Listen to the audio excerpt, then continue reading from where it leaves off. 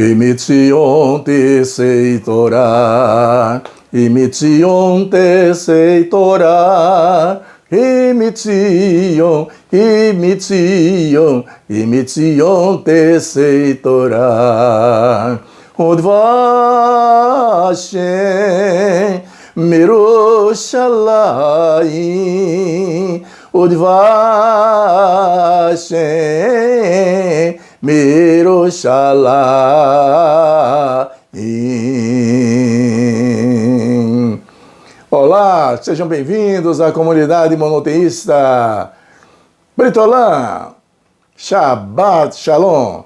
Se você não teve a oportunidade, por alguns motivos, de ir até o seu ambiente religioso para receber o Shabbat, aqui é o lugar para você dele participar, sem discriminação, livres e esperando que as bênçãos desse Shabbat nos alcance durante todo esse dia e que recebamos a cura do Pai Celestial. Bem, hoje nós iremos fazer a oração que sempre fazemos do Shema Israel.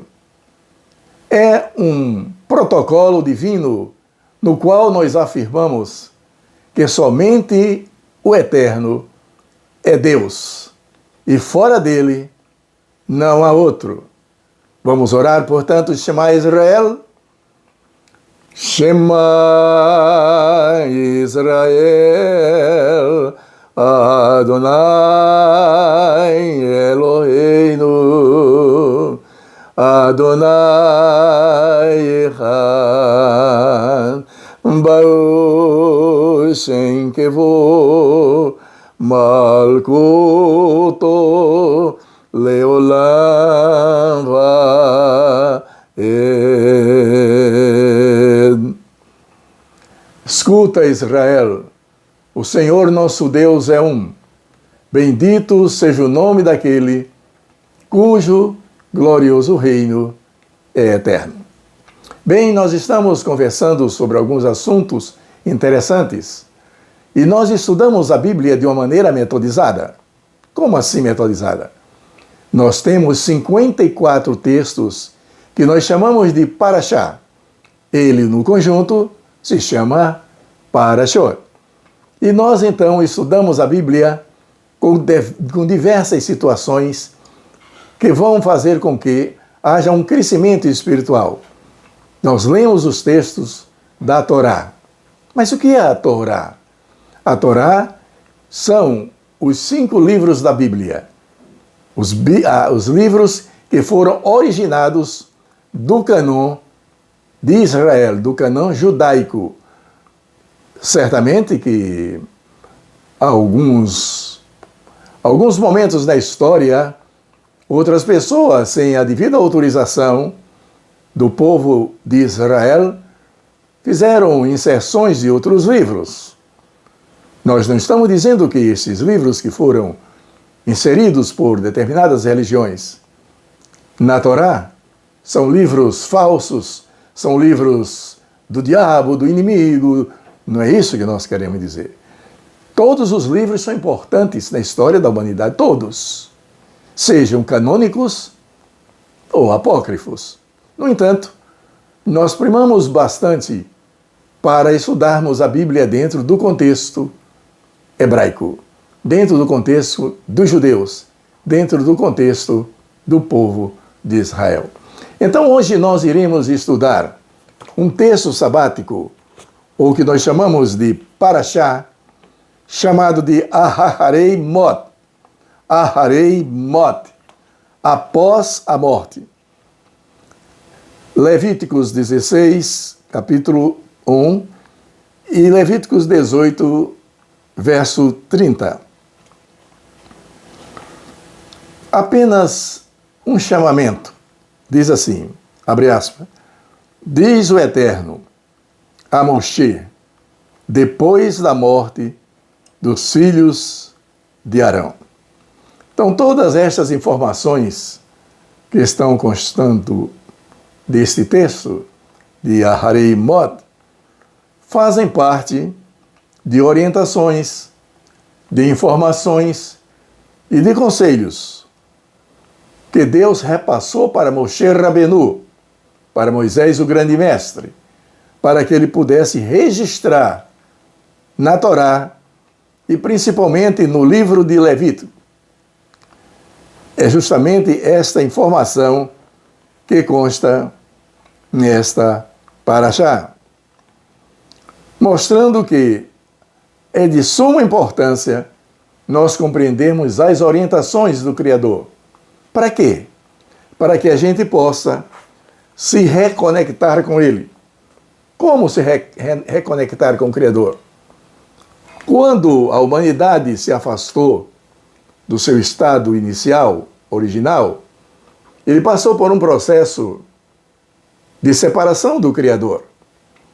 Mas essa separação do Criador não obliterou a capacidade cerebral de absorver conhecimentos, a aprendizagem. Por quê?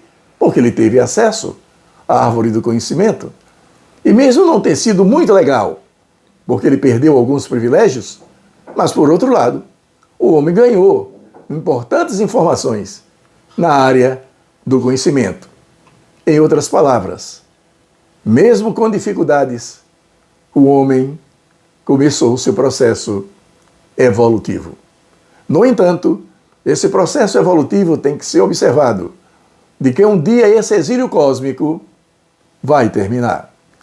E quando ele vai terminar?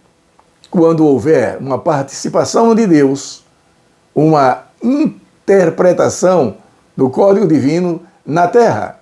Ou seja, quando o Criador realizará um grande processo seletivo para que aquelas pessoas que cultivaram o bem, mesmo estando diante do seu exílio cósmico, possam participar da reconstrução, não apenas da Terra, mas do grande universo, que será o grande foco de regresso de todos os homens ao centro principal, Yerushalayim. Que mitzion tecei Torá. De Sião sairá a Torá, sairá a lei.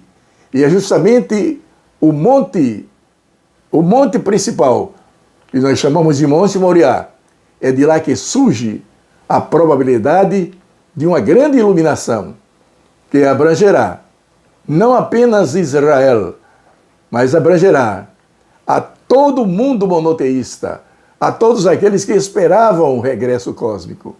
E vocês dirão, e as outras pessoas serão destruídas?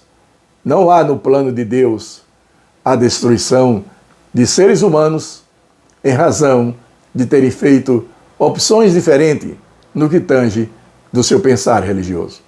Não, o Criador certamente não terá bons olhos para as pessoas que são más, as pessoas que cultivam as trevas, as pessoas que perdem a perspectiva de tudo isso. Pois bem, depois da morte dos filhos de Arão, quando se portaram de maneira inconveniente no que tange ao oferecimento do culto ao Criador, o Criador passou a informar de como se deveria se reconectar com Ele. Eu vou ler um texto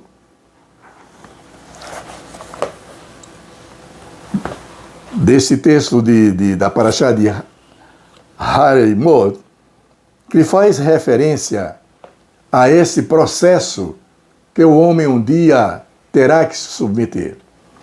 Todos os homens, toda a humanidade, toda a natureza passará certamente por um processo de revisão de sua vida para poder participar como coautores de um futuro mundo, de uma futura humanidade. Mas esta humanidade será destruída. O profeta Isaías diz que a terra, ela não será destruída, porque esta terra foi dada aos filhos dos homens. Aos filhos dos homens quer dizer a humanidade. Isso é um código. Os literalistas pecam quando acha que vai haver um grande estrondo e que tudo será destruído, e somente aquele grupo que se reúne lá naquele cantinho ali, vai ser salvo, vai. Hoje, no período de modernidade, de física quântica, nós descobrimos que estas informações, além de ser uma fraude, é uma maneira de manipular o povo. E isso não é bom. Basta confiar no Criador. Não, você para ser salvo, você tem que fazer isso, tem que passar por esse processo, tem que estudar isso, tem que fazer uma imersão, tem que fazer isso. Isso são mandamentos humanos, que foram até registrados na história. Mas eles são fictícios. Eles não se fundamentam nas escrituras antigas, na Torá. Todo o processo de conhecimento é válido. Não, mas eu agora vou estudar um livro apócrifo. Legal. Eu vou ler um livro do Novo Testamento para compreender determinado detalhe.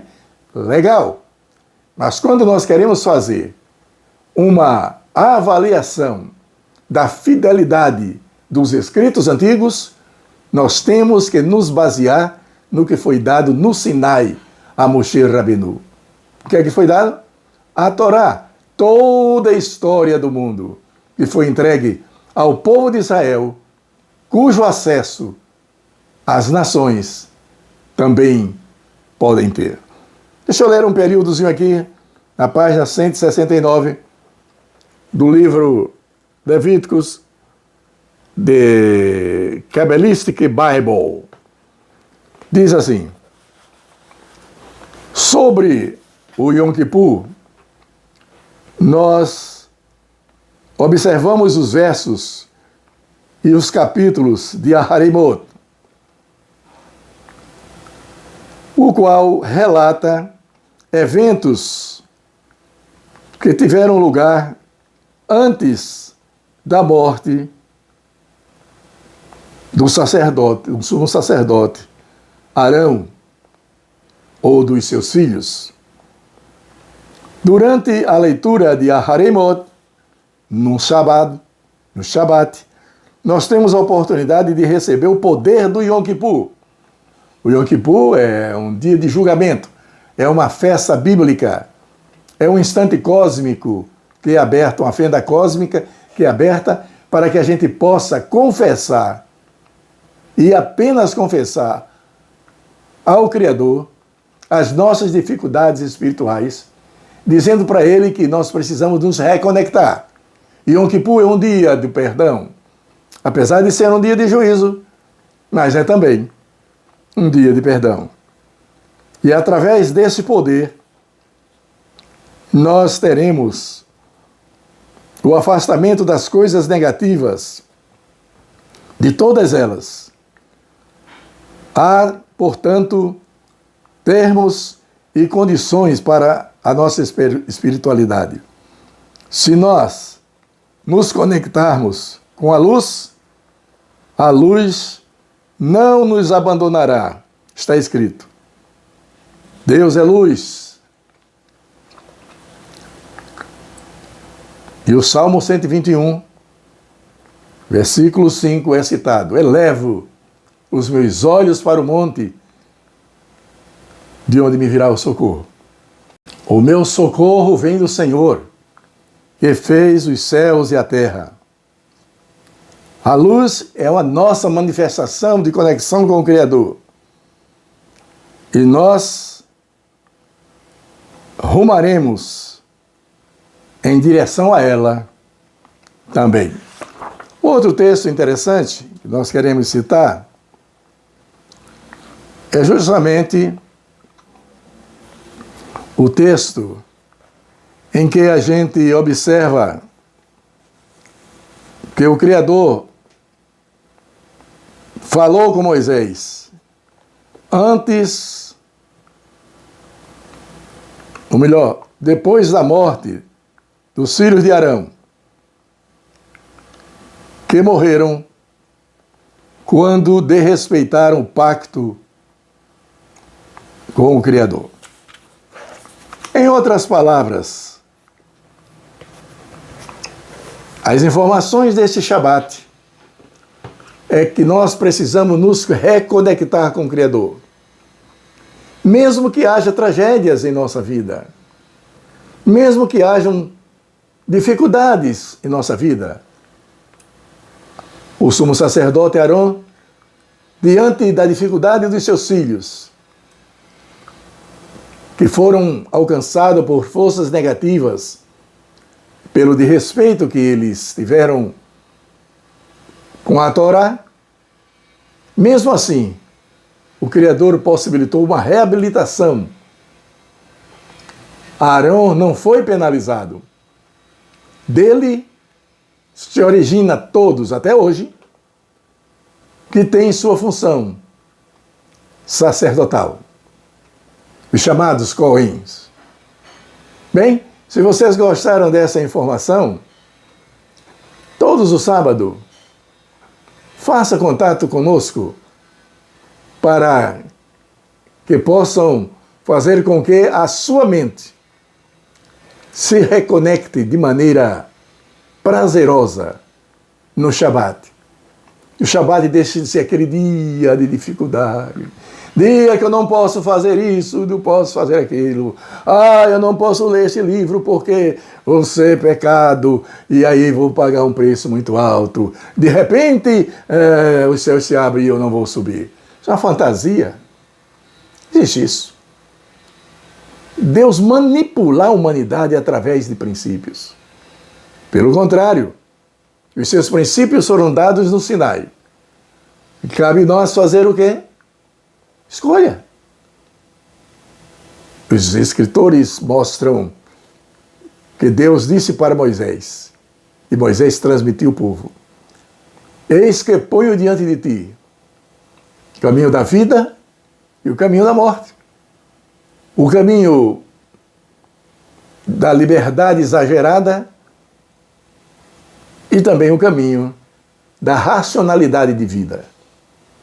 Que possamos nós fazer isso e voltarmos, fazer techuvá para o Eterno.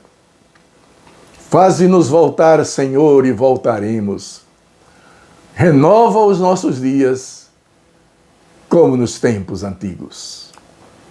Depois dessas informações interessantes sobre a Parashá do dia, o texto bíblico do Shabat, nós vamos dar a bênção do Shabat, para que a gente possa concluir com êxito todas essas informações magníficas. Baruch atah Adonai Eloheinu melech haolam borei peri hagafen. Baruch atah Adonai Eloheinu melech haolam Asher kedishanu b'mivotav veratzavanu v'shabat kosher v'ahava uvratzon hikilanu zikaron lemase bereshit Yehu yom tehila lemikrei kodesh negin yitziat Mitzrayim Ivanu vakarta Veotano Hidashta Mikol Hamayim Veshabat Kosheha Ve'ava Uvratzon Hikaltanu Baruch atah Adonai Mekadesh HaShabbat. Amém. Lehai.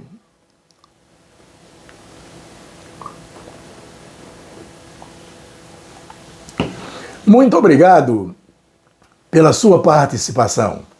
Shabbat Shalom. Que seja luz.